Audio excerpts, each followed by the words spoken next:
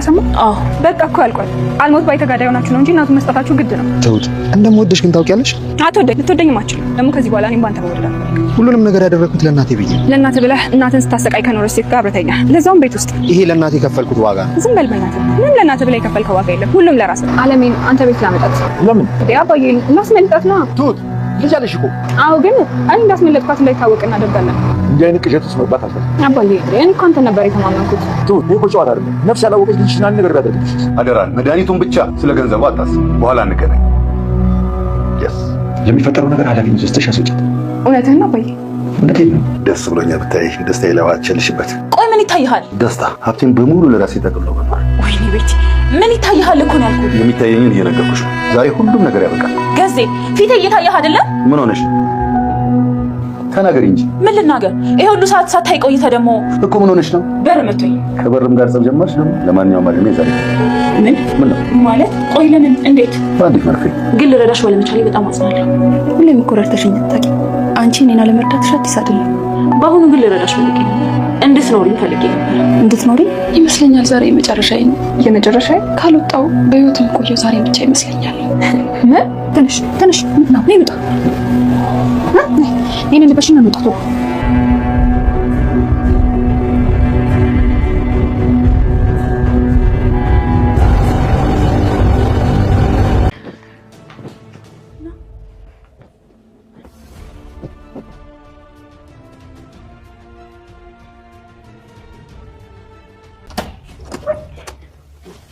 ነው ቤቱን ካውስ ይዘጋችሁት።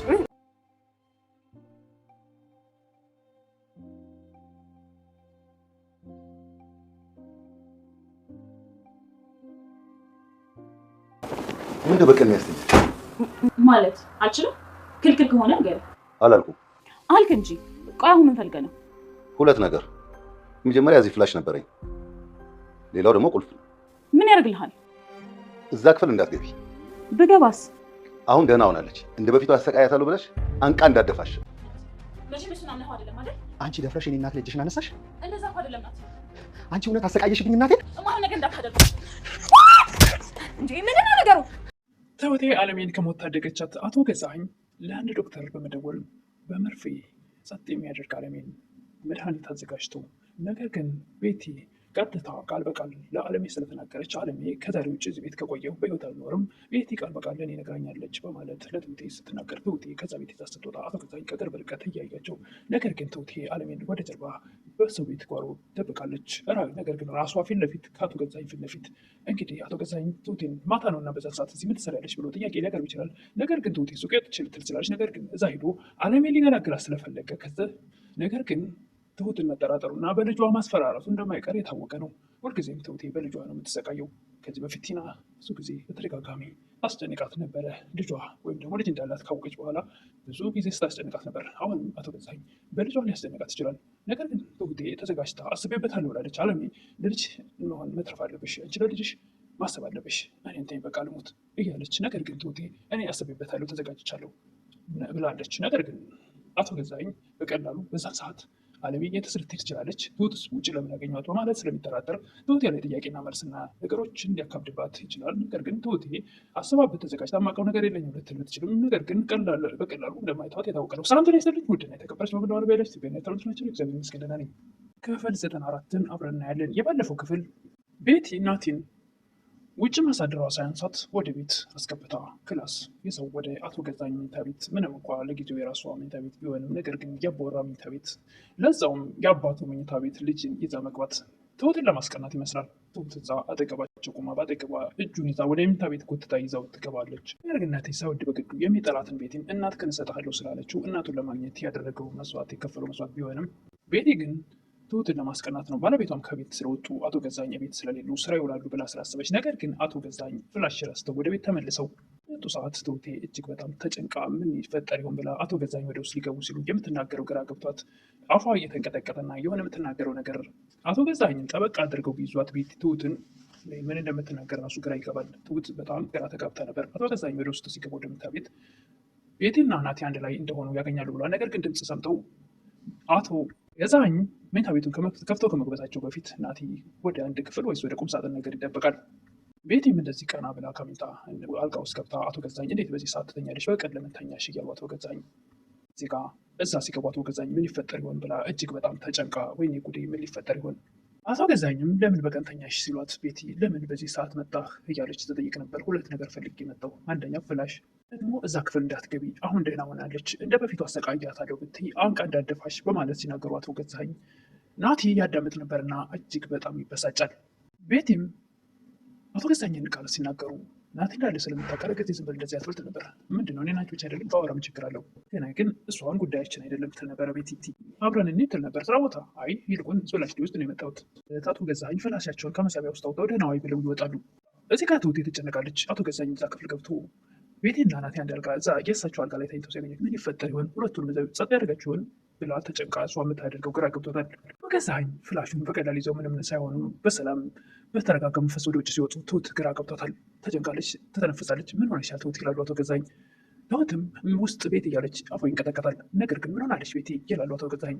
ትተኛሉ ብላ ነበር ብላ ነገሮችን ለማረጋጋት ትሞክራለች። ትሁት ምንም እንኳ የተረበሸች ቢሆን ግራ ተገብታ መልካም ምሽት መልካም ቀን እያለች ነገሮችን ዝብርቅርቅ ስታደርግ አቶ ገዛኸኝን በግርምት ያዩት ነበር።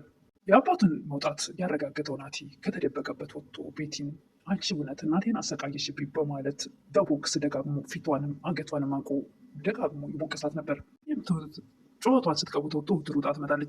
ቤቲ ቀጥታ ወደ አቶ ገዛኸኝ ነበር ስልክ የደወለችው። ወደ ቤት በአስቸኳይ ተመልሰህ ና ትል ነበረ ቤቲ። ናቲ ከዚህ ውጣ እያለችው ነበር። አልወጣም እንደውም ከፈለገ ይግደለኝ በፍጹም ከዚህ አልወጣም ይል ነበረ ናቲ። ይዞ ማለቅ ነው ሀሳብህ እያለች ትሁቴ በጣም እጅግ በጣም ተበሳጭታ ነበር። ትሁቴም ናቲን ተቆጥታ ካስወጣች በኋላ የዜና ሆኖ ተመለስ በይ ሁለታችሁም አብራችሁ እንደነበራችሁ ካወቀ መጀመሪያ ራስሽ ነሽ የሚያልቅልሽ ትላት ነበር። የትሁትን ምክር ከመቀበል ይልቅ ውጭ ድን ከዚህ ትል ነበረ። ጥፋቱ የራሷ መሆኑን ረስታለች። ትሁቴም ወደ አለሜ ጋር ስትሄድ አለሜም ጨውት እየሰማሁ ነበር ትላለች። ትሁቴ አለሜ ከዚህ ቤት የግድ መውጣት አለብሽ ትላት ነበር። አለሜን የት ሄዳለሁ ትል ነበር። አለሜ ጋሼ ጋር ትሄጃለሽ አባዬ ጋር።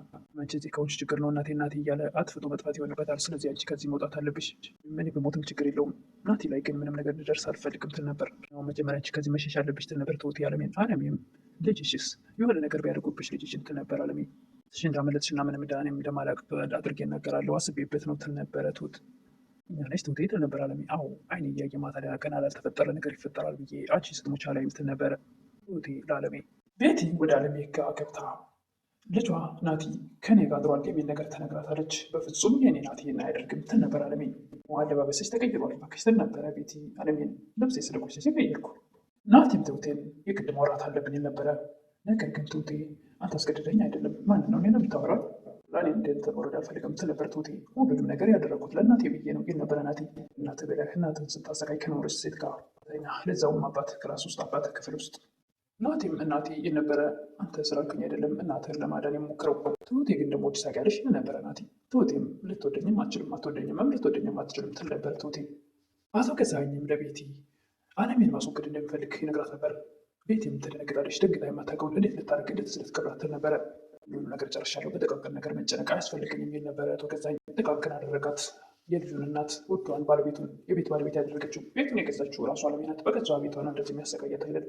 ቤቲም ቀጥታ ወደ አለሜ ሄዳ አለሜን በአሁኑ ረዳሽ አስቤ ነገር ግን አልቻልኩም ፈልጌ ነበረ ደግሞ መኖርሽ አደጋ ያመጣል ትል ነበረ ቤቲ።